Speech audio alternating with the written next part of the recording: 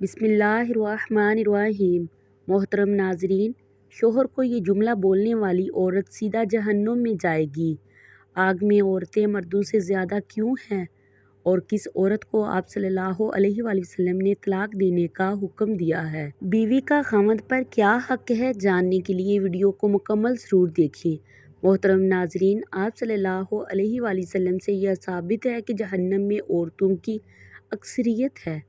عمران بن حسین بیان کرتے ہیں کہ نبی صلی اللہ علیہ وآلہ وسلم نے فرمایا، میں نے جنت میں جھانکا تو اس میں اکثر لوگ فقراء تھے اور میں نے جہنم میں جھانکا تو اکثر عورتیں تھیں، اور اس کے سبب کے متعلق نبی کریم صلی اللہ علیہ وآلہ وسلم سے پوچھا گیا تو آپ نے وہ بھی بیان فرمایا۔ عبداللہ بن عباس رضی اللہ تعالیٰ عنہ بیان کرتے ہیں کہ رسول اللہ صلی اللہ علیہ وآلہ وسلم نے فرمایا، مجھے آگ دکھائی گئی تو میں نے آگ کا ایسا خوفناک منظر بھی نہیں دیکھا اور میں نے جہنم میں اکثریت عورتوں کی دیکھی۔ حضرت ابو سعید خدری رضی اللہ تعالیٰ عنہ بیان کرتے ہیں کہ نبی کریم صلی اللہ علیہ وآلہ وسلم عید الاضحیٰ اور عید الفطر کے لیے عیدگاہ کی طرف نکلے، عورتوں کے پاس سے گزرے تو فرمانے لگے کہ اے عورتوں کی جماعت، صدقہ و خیرات کیا کرو، مجھے دکھایا گیا ہے کہ تمہاری جہنم میں اکثریت ہے۔ تو وہ کہنے لگی، اے اللہ کے رسول، وہ کیوں؟ تو نبی کریم صلی اللہ علیہ وآلہ وسلم نے فرمایا، تم گالی گلوچ بہت زیادہ کرتی ہو اور خاوند کی نافرمانی کرتی ہو۔ میں نے دین اور عقل میں ناقص تم سے زیادہ کوئی نہیں دیکھا۔ تم میں سے کوئی ایک اچھے بھلے شخص کی عقل خراب کر دیتی ہے۔ وہ کہنے لگی، اے اللہ کے رسول صلی اللہ علیہ وآلہ وسلم، تو ہمارے دین اور ہماری عقل میں نقص کیا ہے؟ نبی کریم صلی اللہ علیہ وآلہ وسلم نے فرمایا، کیا دو عورتوں کی گواہی ایک مرد کے برابر نہیں؟ تو وہ کہنے لگی، کیوں نہیں؟ تو نبی کریم صلی اللہ علیہ وآلہ وسلم نے فرمایا، تو یہ اس کی عقل کا نقصان ہے۔ کیا جب کسی کو حیض آ جائے تو وہ نماز اور روزہ نہیں چھوڑتی؟ وہ کہنے لگی، کیوں نہیں؟ تو نبی کریم صلی اللہ علیہ وآلہ وسلم نے فرمایا، یہ اس کے دین کا نقصان ہے۔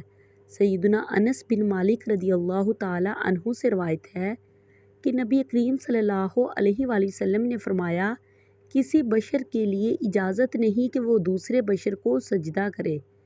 اگر ایک انسان کا دوسرے انسان کو سجدہ کرنا مناسب ہوتا تو میں عورت کو حکم دیتا کہ وہ اپنے خاوند کو سجدہ کرے، کیونکہ اس پر اس کے خاوند کا بہت بڑا حق ہے۔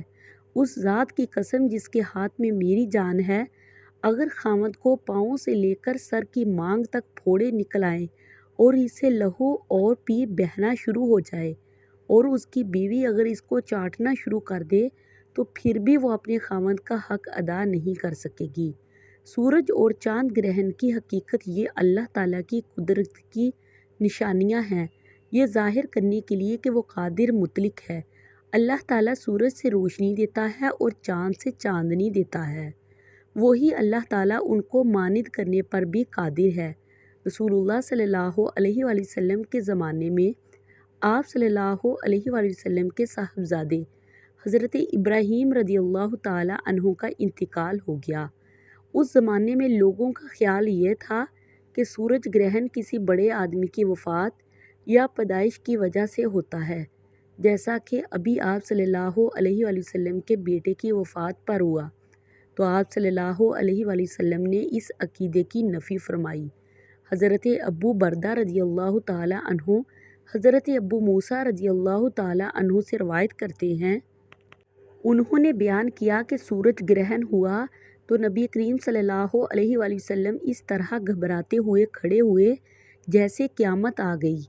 آپ صلی اللہ علیہ وآلہ وسلم مسجد میں آئے اور طویل ترین قیام، رکوع اور سجود کے ساتھ نماز پڑھی کہ اس سے پہلے آپ صلی اللہ علیہ وآلہ وسلم کو ایسا کرتے ہوئے نہیں دیکھا تھا۔ آپ صلی اللہ علیہ وآلہ وسلم نے فرمایا کہ یہ تین نشانیاں ہیں جن کا تعلق کسی کی موت اور حیات کے سبب نہیں ہوتا ہے، بلکہ اللہ تعالیٰ اس کے ذریعے اپنے بندوں کو ڈراتا ہے۔ جب تم اس کو دیکھو تو ذکر الہی اور دعا و استغفار کی طرف دوڑو۔ لہٰذا چاند گرہن اور سورج گرہن کے وقت ہمیں اپنے پیارے نبی صلی اللہ علیہ وآلہ وسلم کی دی ہوئی تعلیمات کے مطابق اللہ تعالیٰ کی طرف متوجہ ہو کر نماز، دعا اور استغفار میں مشغول ہونا چاہیے۔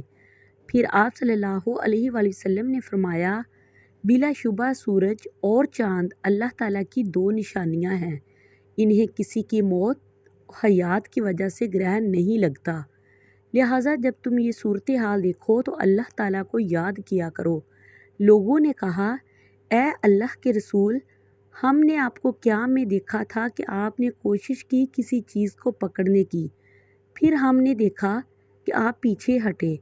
آپ نے فرمایا، میں نے جنت دیکھی، یا فرمایا مجھے جنت دکھائی گئی تو میں نے اس سے ایک گوشہ لینے کی کوشش کی تھی، اور اگر میں اسے لے لیتا تو تم رہتی دنیا تک اس سے کھاتے رہتے۔ نیز میں نے آگ دیکھی، میں نے اس جیسا خوفناک منظر کبھی نہیں دیکھا۔ میں نے جہنم میں زیادہ عورتوں کو دیکھا۔ لوگوں نے کہا، اے اللہ کے رسول کیوں؟ آپ نے فرمایا، اپنے کفر کی وجہ سے۔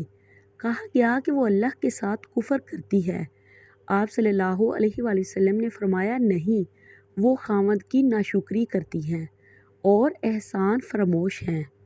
اگر تم ان میں سے کسی کے ساتھ ساری زندگی حسن سلوک کرتے رہو، پھر وہ تجھ سے کوئی ناگوار چیز دیکھے تو کہے گی، میں نے تجھ سے کبھی کوئی اچھا سلوک نہیں دیکھا۔ یہ ہے وہ جملہ جس جملے کو شوہر سے بولنے والی عورت جہنم میں جائے گی۔ آپ صلی اللہ علیہ وآلہ وسلم نے کسی عورت کو طلاق دینے کا حکم دیا ہے۔ سیدنا لقیط بن صبرہ رضی اللہ تعالیٰ عنہ سے روایت ہے، وہ کہتے ہیں، میں نے کہا، اے اللہ کے رسول صلی اللہ علیہ وآلہ وسلم، میری ایک بیوی ہے، وہ بڑی زبان دراز ہے اور مجھے اذیت دیتی ہے۔ آپ صلی اللہ علیہ وآلہ وسلم نے فرمایا، اسے طلاق دے دو۔ اس نے کہا، میرا اس کے ساتھ پرانا ساتھ ہے اور میری اولاد بھی ہے۔ آپ صلی اللہ علیہ وآلہ وسلم نے فرمایا، پھر اسے روک لو اور اسے بھلائی کی تلقین کرتے رہو۔ اگر اس میں بھلائی قبول کرنے کی صلاحیت ہوئی تو وہ قبول کر لے گی۔ بہرحال تم نے اپنی بیوی کو اس طرح نہیں مارنا جیسے لونڈی کو مارا جاتا ہے۔ حضور صلی اللہ علیہ وآلہ وسلم نے فرمایا، اللہ اس شخص کے چہرے کو تر و تازہ رکھے جس نے میرے سے کوئی حدیث سنی اور پھر ویسے ہی لوگوں تک پہنچا دیا۔ آمین یا رب العالمین۔ پلیز میرے چینل کو سبسکرائب کریں تاکہ میں اپنی ہر اچھی آنے والی ویڈیو آپ کے ساتھ شیئر کر سکوں۔ اب مجھے اجازت دیجیے، خدا حافظ۔